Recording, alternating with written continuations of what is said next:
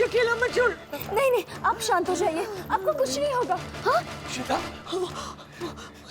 नहीं नहीं, आपको कुछ क्या हुआ इशिता, क्या हुआ? पहले कोई आदमी मुझे मेरे कमरे से खींचता हुआ लाया और मुझे सीढ़ियों से गिराकर मारना चाहता था। मुझे अकेला मत छोड़ना, प्रलय। मुंह बंद कर दिया था जिससे मैं आवाज मुझे मार डालेगा प्रलय, मुझे बचा लो, मुझे मार डालेगा। इशिता, यहाँ कोई कुछ नहीं करेगा, कोई है ही नहीं इशिता, देखो कोई नहीं है। मुझे अकेला मत छोड़ना प्रलय। वो यहाँ पर क्या था, यहाँ पर क्या था वो? मैं दिख आप शांत हो जाइए, देखिए कुछ नहीं होगा आपको। नहीं राधा, नहीं, तुम लोग मुझे अकेला मत छोड़ना। वो मुझे मार डालेगा। वो फिर से आएगा। मैं वहां पर देख कर रहा हूँ, कोई नहीं है। वो यही छुपा है इस घर में। वो तुम लोग के जाते ही मुझे मार डालेगा। मैं काम करता हूँ, यहाँ कोई नहीं है, पर तुम्हारी तसल्ली के लिए पूरा घर देख कर आता हूँ। Okay, you just relax, please relax. ज्यादा ख्याल रखो, रिलैक्स। ओके, मुझे मार डालेगा। वो इस दिन कुछ नहीं होगा आपको। नहीं राधा, तुम लोग के रहते हुए भी वो दोबारा आएगा और वो मुझे अकेले पाते ही फिर से मार देगा। राधा, नहीं, मुझे अकेला मत छोड़ो राधा। मैं यही हूँ, मैं कहीं नहीं। इशिता, देखो मैंने सारा घर देख लिया, कोई नहीं है, कोई नहीं। रिलैक्स, चलो तुम्हारे कमरे में चलिए। कम। कुछ नहीं होगा। नहीं, वो यही कही है। कुछ नहीं होगा।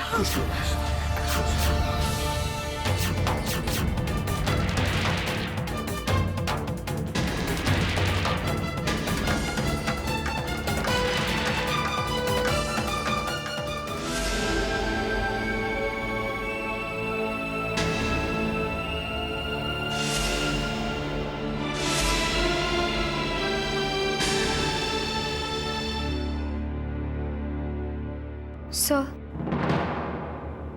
आओ राधा।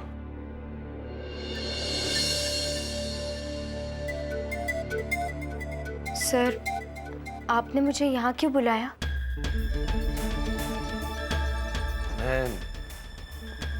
मैं तुमसे कुछ बात करना चाहता हूँ राधा। मुझे इशिता के बारे में तुमसे कुछ बात करनी थी। मैडम के बारे में? उसकी जिंदगी की कुछ सच्चाइयां, कुछ तस्वीरें तुम्हारे सामने रखनी थी। राधा, तुम इशिता की बात को प्लीज दिल पे मत लेना। उसे अक्सर ऐसा लगता है कि उसके आसपास कोई है, कोई उसे घेरे खड़ा है, कोई उसे जान से मारना चाहता है। दरअसल राधा, इशिता की दिमागी हालत ठीक नहीं है। क्या? ये आप क्या कह रहे हैं सर? हाँ राधा, मैं जानता हूं कि मुझे ये बात तुम्हें पहले बता देनी चाहिए थी। क्या है ना राधा, इशिता अपने मन ही मन ऐसी मन गढ़ंत कहानियां बनाते रहती है। ये कहानियां उसके दिमाग पर इतनी हावी हो जाती है कि वो महसूस करने लगती है कि ये सचमुच में उसके साथ हो रहा है। फिर उसे वापस वास्तविकता की जिंदगी में लाना बहुत मुश्किल हो जाता है, जैसे आज हो। तो राधा, इशिता की सबसे बड़ी दुश्मन उसकी सोच है। इस हालत को हम डॉक्टर्स हैल्यूसिनेशन कहते हैं। राधा, जो कुछ इशिता के साथ होता आ रहा है वो कई सालों से होता आ रहा है, पर आज मुझे लगा कि इशिता की सारी बीमारियां दूर हो सकती हैं। राधा, आज इशिता ने पता नहीं कितने सालों बाद किसी से मदद मांगी। वो किसी पर भरोसा ही नहीं कर पाती, जो भी आता उस पर बस चिल्लाती, बरसते रहती। आज जब उसने तुमसे मदद मांगी तो मुझे लगा कि वो तुम पर भरोसा करने लगी है। राधा, सीढ़ियों के पास जब मैंने तुम्हें इशिता के इतने करीब देखा तो मुझे लगा कि इशिता सचमुच तुम पर भरोसा करने लगी है। राधा, तुम ही मेरी आखिरी उम्मीद की किरण हो, जो इशिता को ऐसी जिंदगी से और इस बीमारी से बचा सकती, उसे पहले जैसी इशिता बना सकती। Radha please please, I request you, Ishita को कभी छोड़कर मत जाना। सर, ये आप क्या कह रहे हैं?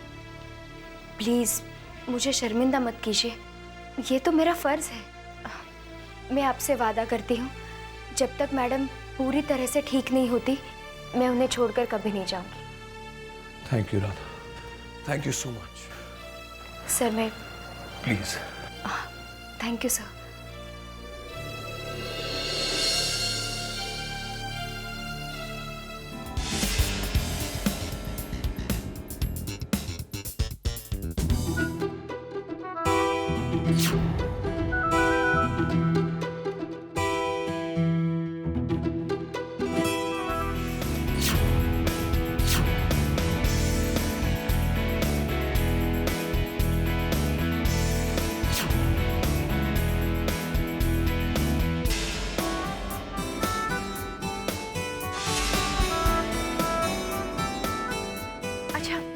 ये कैसा है?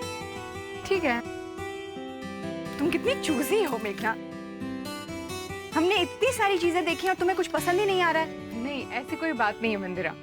वो क्या है ना, ये सब कुछ इतना पड़ा हुआ है मेरे पास, आधा तो मैंने अपनी नौकरानी को दिया है, फिर भी रखने की जगह नहीं है।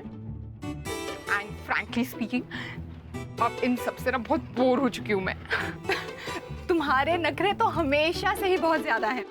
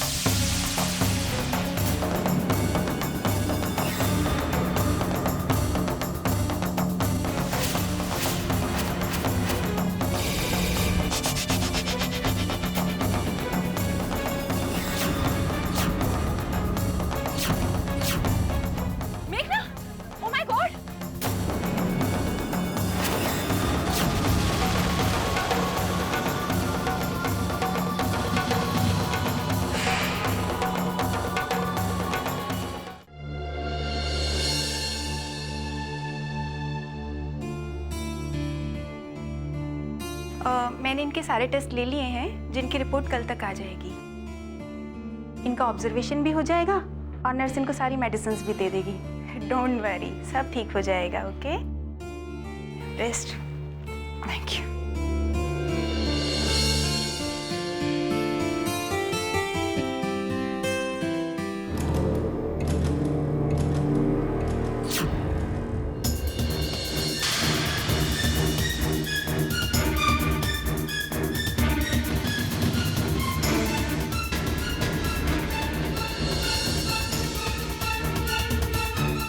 इसे भी इसी वक्त आना था।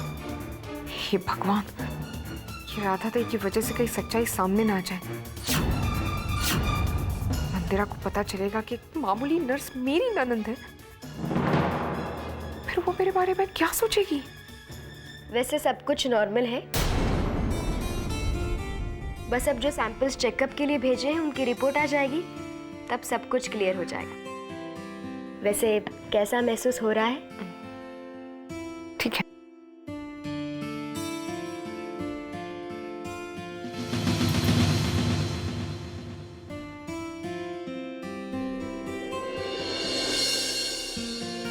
बस अब ये दवाई ले लीजिए भाभी।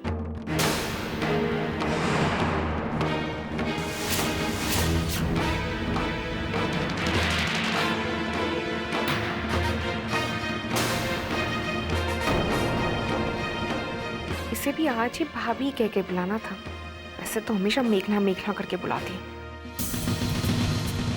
हे भगवान, अब क्या होगा? लीजिए ना भाभी, दवाई लीजिए। हाँ हाँ, मुझे पता है। मैं अपना ध्यान अच्छी तरह से रख सकती हूँ। जाओ यहाँ से।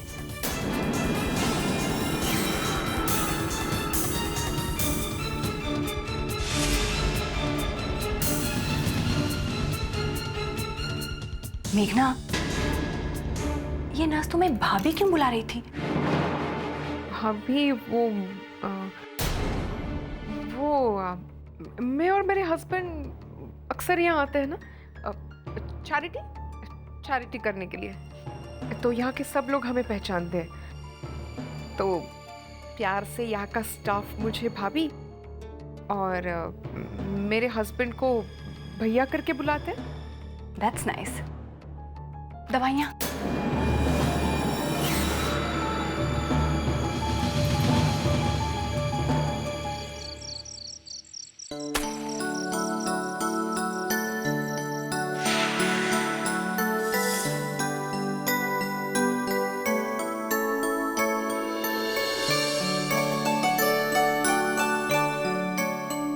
राधा, आओ। वैसे राधा, तुम सोच रही होगी कि मैं ये क्या कर रहा हूं। आज के स्पेशल डे के लिए मैं स्पेशल प्रिपरेशंस कर रहा हूं। Special day? हाँ राधा, और आप सोच रही होगी कि स्पेशल डे क्या है, तो मैं आपको बता दूं कि आज इशिता और मेरी wedding anniversary. Oh, congratulations sir.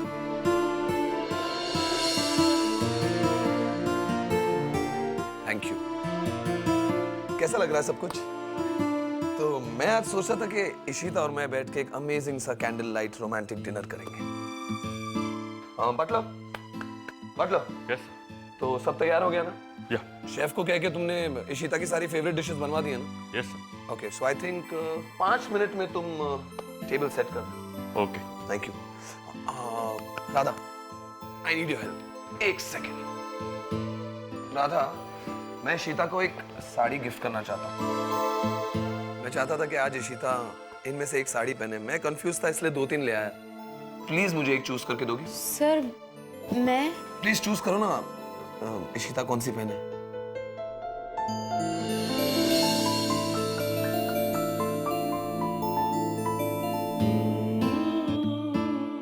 You know Radha, Ishita और मैं कॉलेज के टाइम से एक दूसरे को जानते हैं। इनफैक्ट हमारी मुलाकात हुई थी एक कैंडल की वजह से। मुझे याद है हमारे कॉमन फ्रेंड का बर्थडे था और जब लाइट चली गई तो मैंने कैंडल जलाई। जैसे ही मैंने कैंडल जलाई तो सबसे पहला चेहरा मैंने देखा वो इशिता का चेहरा था। सुंदर मासूम चेहरा जो देखते ही दिल में घर बना ले। मैं और इशिता एक दूसरे से मिलने लगे, साथ पढ़ाई करने लगे। पढ़ाई तो हम एक साथ करते ही थे, तो धीरे धीरे किताबों के साथ साथ हम एक दूसरे का सुख दुख भी बांटने लग गए। हम लोग एक दूसरे से बहुत प्यार करने लगे थे और हम शादी भी करना चाहते थे। और उस वक्त मैं एक मिडिल क्लास लड़का था और इशिता एक बहुत ही अमीर बाप की बेटी। मैंने इशिता को कितना समझाया कि नहीं हमारी शादी नहीं हो सकती, पर उसने मेरी एक नहीं मानी थी। उसने तो अपने फादर को भी कन्विंस कर दिया था कि मुझसे अच्छा लड़का उसे कभी नहीं मिलेगा। फिर हमने शादी की। शादी के बाद हमारी लाइफ कितनी रोमांटिक थी। और फिर वो हादसा। उस हादसे ने जैसे हमारे रिश्ते की काया पलट कर दी। हमेशा मेरा हाथ पकड़ के चलने वाली इशिता मुझे छूने से भी कतराती है राधा।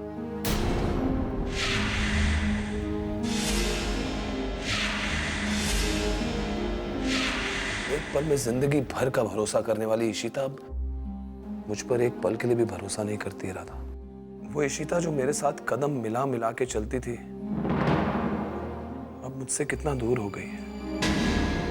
मेरी इशिता मुझसे बस। सर संभालिए अपने आप को।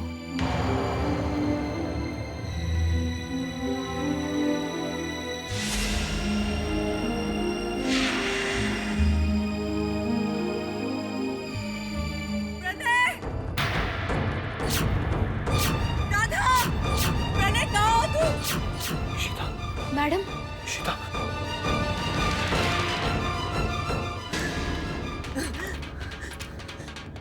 प्रलय, राधा, प्रलय, ओह माय गॉड, ईशिता, प्रलय,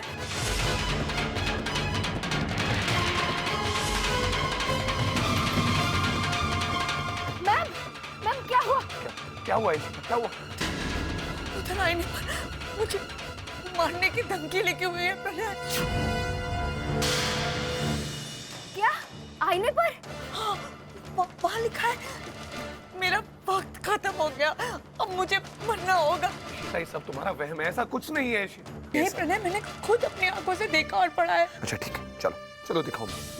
नहीं, मैं नहीं जाऊंगी अंदर। मैम अंदर चलिए, अब शांत हो जाइए, उठिए। मैं नहीं अंदर जाऊंगी प्रलय। हम है ना। प्रलय, मेरे कमरे में उधर वहाँ पर उस सामने उस आईने पर मैंने